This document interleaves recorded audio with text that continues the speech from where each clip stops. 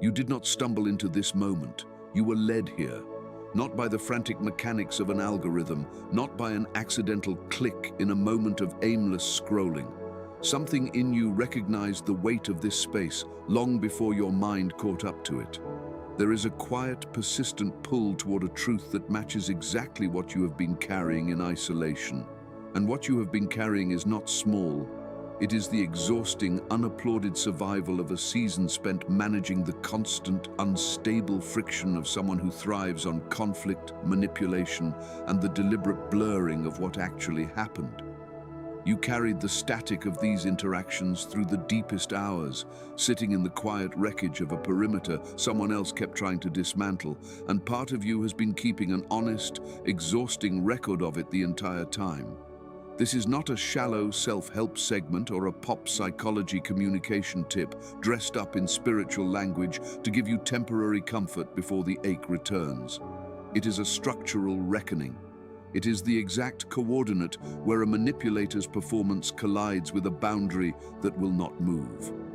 The season of their containment over your peace has reached its terminal edge.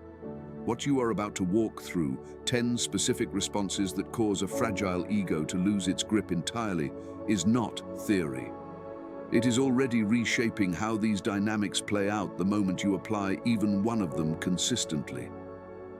Stay through to the end, because the final section does not just describe the pattern, it lays out what it actually looks like to step outside of it for good, without waiting on an apology that may never arrive. There is a real structural difference between a person operating from internal strength and a person whose entire existence is a performance built to protect a hollow core. Much of C.S. Lewis's writing on pride circles back to one central observation, that pride is fundamentally blind to its own condition because it can only measure the world in terms of who has more and who has less. A person built this way has an unusually low tolerance for frustration. They cannot regulate stress, absorb disappointment, or sit with failure without immediately looking for somewhere else to place it. They assume your patience has no limit, and they keep testing that assumption long after it has clearly run out. Maintaining an inflated self-image that has little relation to actual ability or character takes constant psychological effort, and that effort drains an already fragile structure. When you introduce even a small reminder of their actual limitations or attempt to hold them accountable, you create what feels to them like a direct injury. Instead of pausing to reflect, they spiral immediately into defense, denial, blame shifting, and projection, aimed straight at whoever exposed the gap. The real question is whether you can hold your footing while that unraveling happens in front of you, or whether their chaos keeps dictating the mood of your own life. The first thing that unsettles a person like this is a flat, unmoving demand for accountability. People who operate this way avoid responsibility at almost any cost, because admitting fault means admitting they are an ordinary person capable of ordinary mistakes, and that idea collides directly with the image they have spent years constructing. When you stop accepting their deflections, stop absorbing their excuses, and hold the line of what actually happened without flinching, you take away their usual exit. They will reach for denial and blame first, but a calm refusal to accept a counterfeit explanation eventually forces the weight of the actual event to sit somewhere it cannot be redirected. That is often the first crack. What makes this particular boundary so effective is how rarely it gets held consistently. Most people, worn down by repeated cycles of the same argument, eventually settle for a partial acknowledgement just to end the conflict, and that partial acknowledgement gets treated as a full resolution regardless of how incomplete it actually was. Refusing that shortcut, insisting on a full and honest account rather than a hurried half apology, is uncomfortable precisely because it is unfamiliar to them. They are used to negotiating their way out of full accountability, and a person who will not negotiate on that particular point removes one of their most reliable tools almost overnight. The second thing is a flat denial of instant gratification. People with this pattern tend to prioritize immediate comfort, status, and short-term validation over anything that requires patience or long-term investment. They move through relationships expecting praise and compliance to be handed to them by default. The moment you block that default access, the moment you make them wait, say no plainly, or withhold the emotional reaction they are fishing for, something in their system registers as an emergency. Their usual leverage has simply stopped working, and that absence produces a frustration that is often out of proportion to whatever small thing you actually said no to. The third thing is calling out inappropriate behavior clearly and in the open, rather than quietly absorbing it in private. There is a real difference between a private disagreement and a visible correction. People with fragile, defended egos carry a deep aversion to public criticism because it triggers something they are almost never able to regulate well, which is shame rather than genuine remorse. When you name their behavior clearly, especially in front of others, it produces a sharp reaction. They rarely respond with reflection. More often they erupt, reframe themselves as the injured party, and try to rewrite the sequence of events entirely. Your refusal to let the behavior pass quietly is often what breaks the surface of the performance. The fourth thing is naming their specific insecurities directly, though this one has to be handled with real care. The more aggressive someone's defenses are, the more likely it is that something genuinely fragile sits underneath them. People like this often fixate on surface-level markers, appearance, status, money, popularity, because those are the metrics that are easiest to perform and hardest to actually feel secure about internally. Pointing at those exact areas, even gently, tends to trigger a disproportionate reaction. This is not a suggestion to provoke someone out of spite. It is simply an observation that when you stop being impressed by the surface-level currency they rely on, that currency loses its usual effect on you, and they notice immediately. The fifth thing is enforcing complete radio silence and refusing to argue at all. People who thrive on conflict often use negative reactions, arguments, tears, and chaos as a kind of fuel, especially once the positive attention has dried up. If you stop supplying either kind of reaction, silence becomes intolerable to them. Lewis wrote often about how pride depends on an audience to sustain itself, and there is real truth in that when applied here. A calm, steady silence removes the audience entirely, and a performance with no one watching tends to collapse under its own weight far faster than any argument ever could. This particular strategy tends to be the hardest to sustain, not because it requires special strength, but because the silence itself gets tested aggressively before it ever produces a result. Expect an escalation before you see any change, more messages, more provocation, sometimes even attempts through other people to draw a reaction out of you indirectly. That escalation is not evidence the strategy is failing, it is usually evidence that it is working exactly as expected. A system that has always had access to your reaction does not surrender that access quietly the first time it is withheld. The sixth thing is a plain, flat suggestion that they might benefit from professional support, because their entire self-concept rests on being the most reasonable, capable person in any room. Even a gentle implication that their mind or behavior needs outside help can feel like a total threat. The reaction is often immediate and defensive, sometimes turning the accusation back around onto you entirely. That overreaction is usually a clearer signal than any argument could be. The seventh thing is setting a boundary that does not move, ever, regardless of pressure. People operating from this pattern often treat relationships as one-directional, expecting freedom and tolerance from you while offering little accountability in return. When you draw a boundary and hold it without negotiating, without softening it under pressure, without explaining it over and over, the reaction is frequently hostility, because a boundary that does not move represents a territory they no longer control. Every time they test it and find it unchanged, something in their approach starts to fracture. The eighth thing is simply demonstrating that you are not afraid to walk away entirely. When someone senses you have reached the true edge of your patience, the fear that surfaces is rarely about losing you specifically.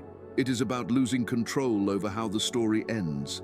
If they sense an ending is coming, their instinct is often to be the one who initiates it first, just to preserve the illusion of control.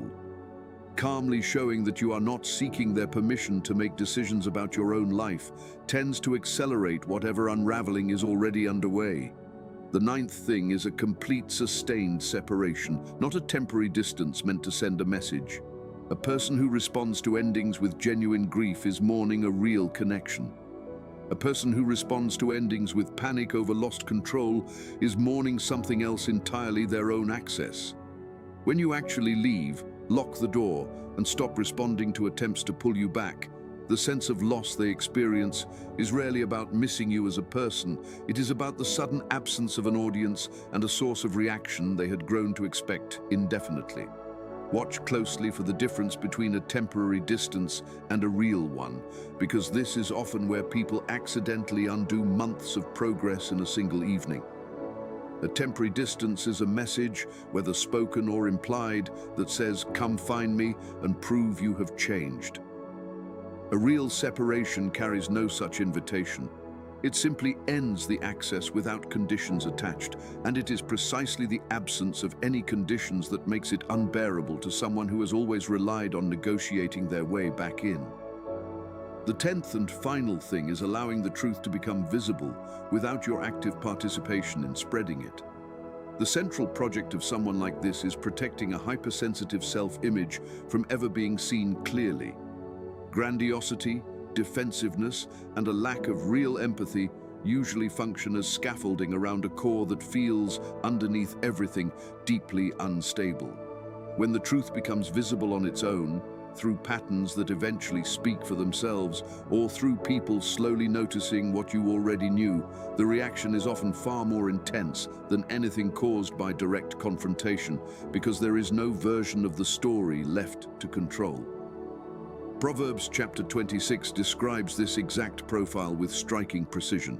It compares fervent, charming speech over an evil heart to a cheap coating of silver over ordinary clay, warning that even gracious-sounding words should not be trusted when deceit sits underneath them, and it closes with the promise that malice concealed through deception will eventually be exposed before others. Notice what that passage is actually describing. The charm was never evidence of anything real. It was a surface layer applied over something that was never structurally sound to begin with, and eventually the coating wears through regardless of how carefully it was maintained. The turn happens the exact moment you stop playing your assigned role in the pattern.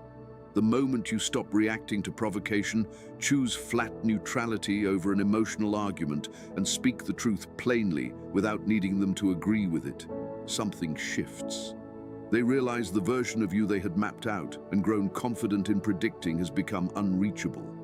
That realization tends to produce panic rather than reflection, because a person built this way has spent a lifetime avoiding the internal weight of shame by redirecting it outward.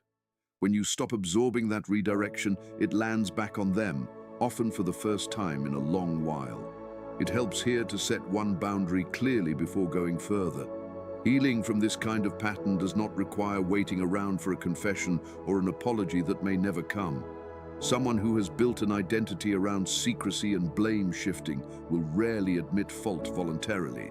They are far more likely to rewrite the account entirely and present themselves as the one who was wronged, long before they ever face what actually happened. Waiting on their honesty to begin your own healing is a bit like waiting for permission from the one person least equipped to give it honestly. Lewis observed in various forms throughout his writing on evil and self-deception that light does not negotiate with darkness, it simply displaces it. Once something becomes clear, the natural response is not a debate, it is distance. You do not owe a long explanation for stepping back. You do not owe a detailed account justifying your own boundary. The pattern was never built on logic in the first place, and logic is rarely what dismantles it either. Often the most effective response is simply calm, sustained quiet. There is an old account in 2 Kings chapter 5 worth considering here. Naaman, a powerful and proud military commander, arrived at the prophet Elisha's door expecting a grand personal audience matching his rank, a ceremony befitting his status. Elisha did not come out to meet him. He sent a simple message through a servant instead, telling Naaman to go wash 7 times in the Jordan River. Naaman was furious at first because the response refused to acknowledge the performance he expected. Notice what actually happened there. The instruction did not soften to match his ego. It stayed exactly as flat and unremarkable as it needed to be, and that refusal to perform was itself the boundary. Your attention and your energy are valuable, and they were never meant to be spent feeding a bottomless appetite for reaction. What is easy to miss in that account is that Naaman's healing depended entirely on his willingness to comply with an instruction that offered him no special treatment.